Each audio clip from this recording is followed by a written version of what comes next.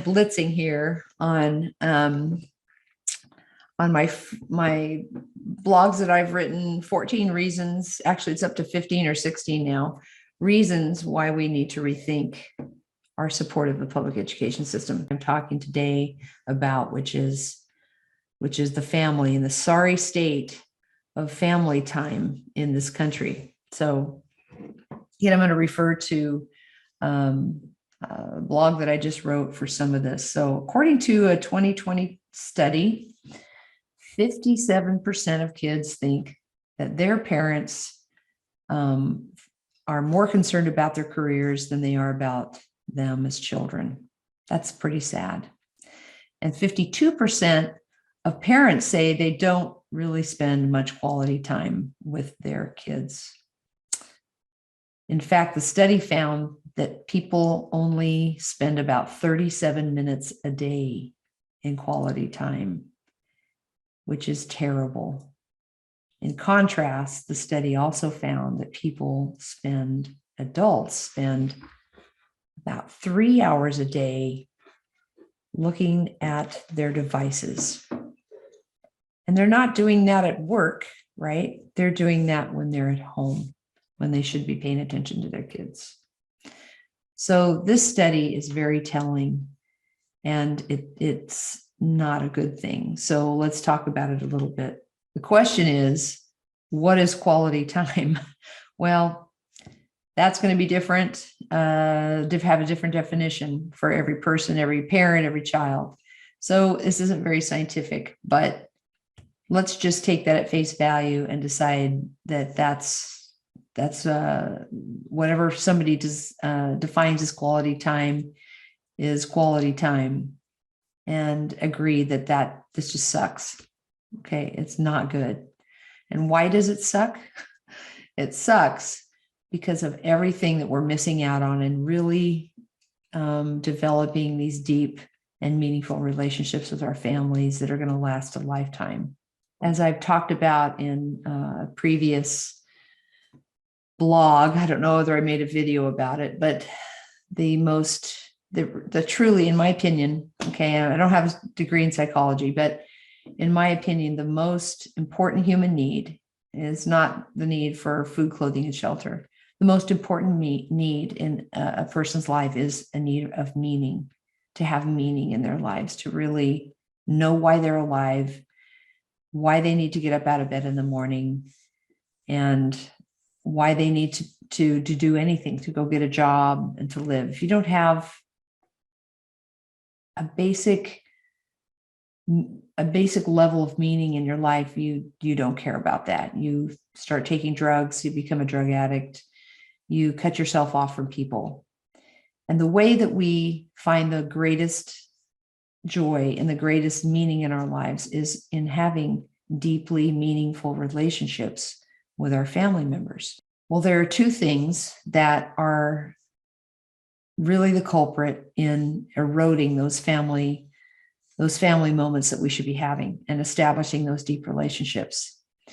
The first is screens, and the second is public school. Now, a lot of you are going to not agree with me, but I'm going to prove to you from people's own words, from teachers' own words, and from parents' own words that the public schools are a big part of what is eroding the American family. So let's look at screens first. And I'm going to be harping on this over and over and over. And I don't really care if you get sick of it, because it can't be said enough. This may be the only video you see, and you may turn away. But no matter what your orientation is, no matter if you're a teacher that thinks I'm a terrible person for speaking out against public schools and encouraging people to withdraw their children, if this is all you hear, then I'm going to say it for many videos. Please turn off your screens. Screens are eroding your family time. They are taking away from your children and from you those moments that you could be building a relationship with them, the relationship that needs to last an hour. It's robbing you of family traditions. It's robbing you of family memories. But most of the danger with screens lies in the fact that it erodes our brains. It literally causes brain damage to be staring at screens for hours a day. And what makes me kind of angry is that there's many studies that have been done for years now, for 10 years, even going back to the early days of television. And of course, at that time, we didn't have the kind of diagnostic that we do now with MRIs and so forth. And now they can actually measure the brain development and the brain activity and the brain growth or shrinkage. We can definitively understand how actual learning takes place and how it actually grows your brain, and how screen use, and there's been many studies measuring brains, brain activity and all kinds of things that actually shrink your brain the more that you stare at screens. Now, watching a movie, obviously, once in a while with your family is not going to shrink your brain. It may not grow it, but it's not going to make you a stupid person. But that's not what's happening, is it? What's happening is hours and hours every day. So this is just unacceptable.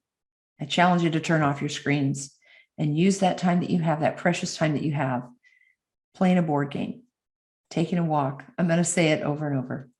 Make dinner with your kids. Teach your kids how to make an apple pie. If you don't know how to make it, then learn together. So this study also talked about when they surveyed parents, one of the main reasons that parents say they don't have a lot of quality time with their children is school and school activities or requirements from school, like doing homework.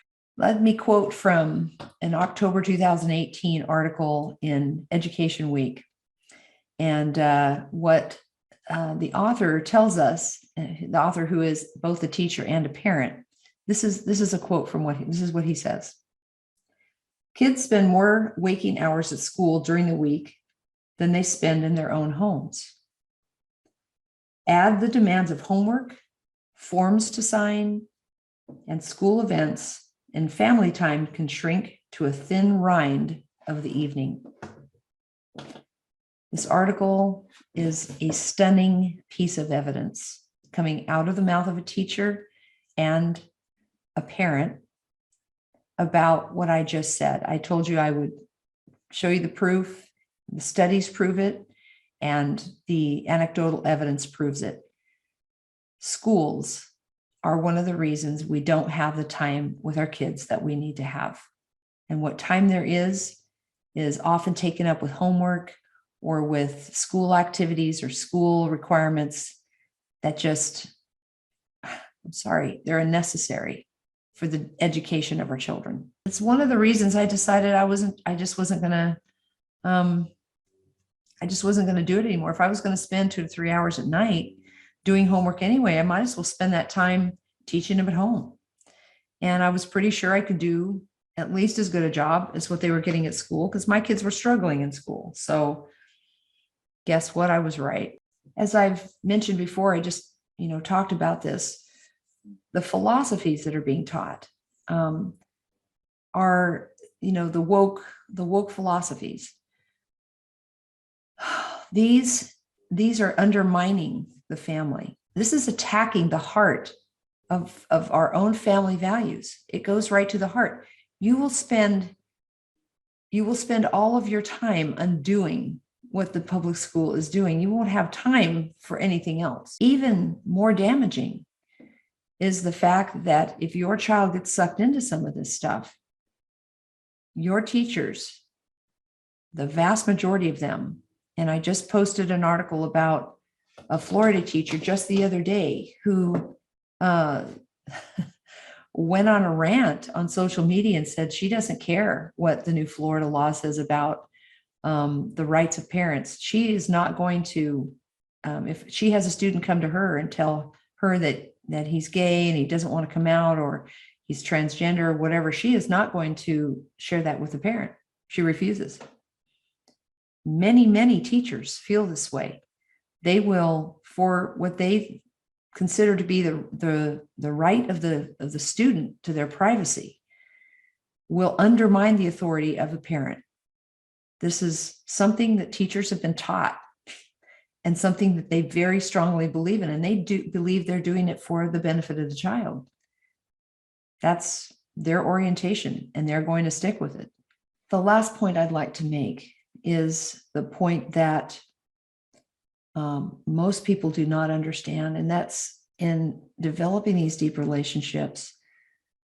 Those things take time, and the time away from parents and siblings and extended family is truly one of the most damaging things that you can do to a child. Your child needs you. Your child needs their siblings. Your child needs their grandparents and their aunts and their uncles and their cousins. If none of those are around, they still need to have time on, FaceTiming or on Skype or something. Though our extended family and our nuclear families are the most important people to our children. They don't need to be separated from them in a public school being socialized. This will not, those people come and go, right? Friends will come and go in a person's life. Lucky is the child that has a friend from the time that they're young all the way into adulthood. This is not the norm. With the transiency and with the changing tide, this is just not something that happens or is going to be less and less frequent for children. But your family is the relationship that needs to be the strongest. Moreover, children need time to play. They need time to explore. They need time to find the meaning in their lives. And with all that is now known about the dangers of screens, it's inexcusable and inexcusably frustrating that schools are using iPad-like devices for kids as little as kindergarten. This cannot be a mistake. If these people are experts, then surely they know that this is addictive, that this is damaging, that this is dumbing kids down. Why do we have this in school? Why our school is using so much technology? If they were experts, they would follow the science and they would embrace the evidence, and they would not be doing technology with little kids. So I know that some of you are thinking I'm just being dramatic, I'm overstating the case, but I'm not.